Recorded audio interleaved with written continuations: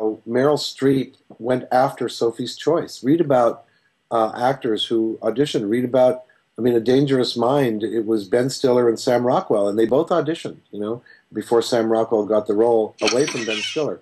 If you really want something, you go after it, and you go to the director and you say, look, I'll do whatever it takes, or the producers, in order to do this. Marlon Brando tested for the role in The Godfather at the age of 48. I don't think I have a screwed up attitude about it. I understand it. And when I'm in a situation where I can smell that it's bullshit, I won't go, or I'll leave in the middle of it. But most of the time, people are very respectful, and they know how hard it is, you know? Yeah. And there's a game involved that's a part of that too. Mm-hmm. And it really is, it's okay. But it isn't, it wouldn't be okay. It would not be okay if I didn't have my own projects.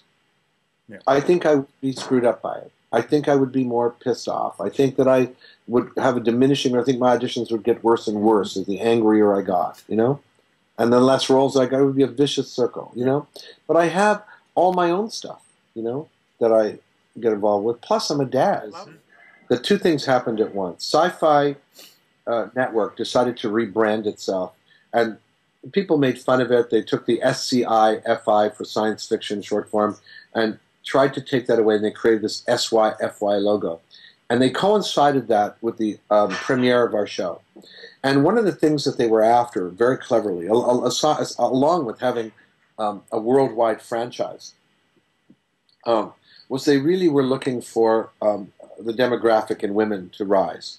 And when women see SCI-FI, they're just not going to turn it on, and they're going to figure it's a geek channel, although there are women geeks and a lot of great fans and writers who are geeks. I mean, and certainly I guess I could call myself one of them. I was always a fan of the genre. But they really wanted a demographic that was going to be into adventure and fantasy, rather than along with, let's say not rather than, along with the people who are interested in space and aliens and the things that come from that type of science fiction. So the show was developed very carefully by very smart people, very creative people, for years, to coincide, and it ended up coinciding with this rebranding because it really kind of was a Lewis Carroll kind of Jules Verne type show. And there are no aliens, there are no objects made by aliens, there's nothing to do with space or aliens on the show. It's all man-made, and basically it's as if, you know, what would George Washington have done in the 1700s if somebody had given him a battery-powered iPhone and stuck it in his ear, and symphony orchestra happened. How would he have dealt with that thing? I mean, what was the power of it? And could it change lives? Of course it would have changed lives. It would have changed the nature of art, one iPhone, as long as that battery held out in 1776. So the concept is fascinating. What happens is that they have the opportunity to be wry and to be amusing and to be satirical. For example, by creating a car and the pilot that Henry Ford wanted Edison to make that ran on human power. Of course, he discontinued it because no motors would run out. And so the prototype stays in the warehouse. That's a very funny thing to come up with, but sounds true, you know? There's a... And so their imaginations can really go wild. The brilliance of Lewis Carroll's mirror and Alice, a psychotic Alice trapped in there, it's just fun. So the show doesn't take itself too seriously. At the same time, the characters' lives are taken seriously. And we take those artifacts seriously no matter the grains of salt that are strewn around, you know, to keep it from being pretentious, you know? And I think that they need to walk a line. And they're really a little tired of me saying this, but I'll say it again.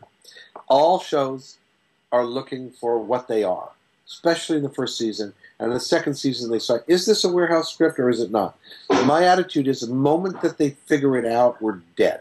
And that's, I think, the other reason it's successful is you can be, I guess, about 10 or so, right? And people, moms and dads and grandparents and kids seem to watch it together, you know? And that's cool. There are not a lot of shows like that. I've read that you kind of grew up in the world of Jules Verne. You're surrounded by these gadgets, these steampunk gadgets, which are the kind of futuristic 19th century objects. That must be an exquisite thing to play with.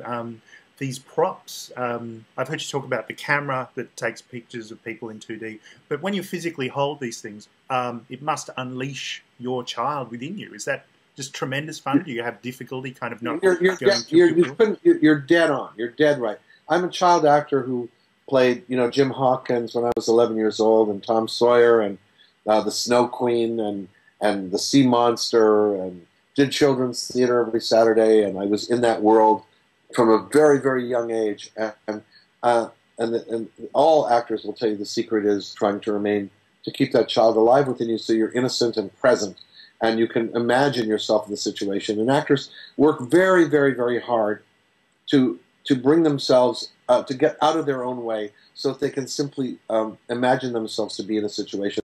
At that point, acting becomes as easy as walking or breathing.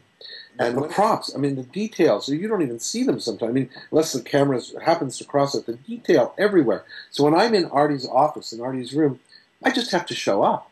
I'm already there. I know who the guy is. I've gone through his entire history.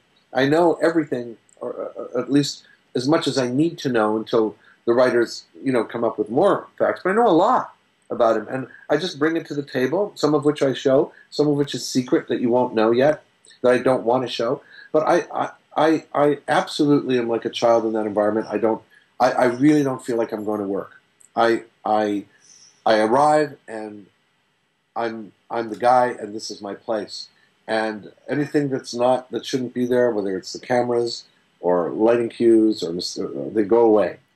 Has the suggestion that you direct anything on Warehouse 13 cropped up? Yeah, yeah, absolutely. Probably I'll wait till if we have a third season, right? So everybody can get their feet in the water a little bit. Mm-hmm. It is a little difficult to, at the same time as you're acting in a show, to direct it, simply because of scheduling. It's different from doing a movie, but I know the things really well, and I think that probably will happen in a year or so. Yeah. Has there been moments where you've been a kind of fly on the wall and you've seen some absolute insanity? And I don't want you to name names and end your career, Sure. But it's not so much who it is, but what extent of the insanity of Hollywood that I'm interested to hear. Have you got a juicy one for us? God. So many. I'll tell you what. No. My very first feature film, I was already almost 30. I was 29. I had already been working for 22 years in the theater. Mm-hmm. I'd done really good stuff on television. And my first feature was a movie called Agency. And Agency starred Lee Majors, Valerie Perrine, Robert Mitchum, and me. Now, this was not a very really stellar film. For no fault of the people who worked really hard on it. Bullshit about subliminal advertising and all that kind of stuff. And Robert Mitchum was the bad guy, and I played the friend of the hero. And I saw him sitting in rehearsal, and I wanted to go meet him, but he was working, so I stayed away because he had a script and he was writing, making notes in the script. And I thought, after all these years, and it's not even that great a role, great a movie, and he's working on it. That's inspiring, I got a little closer, and I kind of inched my way over, and I saw that he was writing. He didn't know who I was, but he was writing in his script, and he was not looking up. And I saw across the page he wrote N-A-R. Turned the page, read it, wrote right across the whole page, N-A-R. Turned the page, read the page, thought about it, wrote N-A-R. And I was so taken, I didn't even say hi. I just said, what are you doing? And he said, what? No acting required.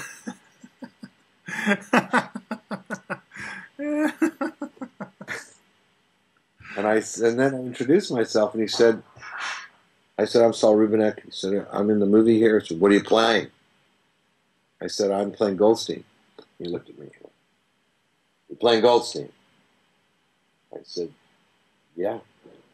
He said, that is the best fucking part in the whole fucking movie. And if you're not the best thing in the movie, I'd quit the business if I were you.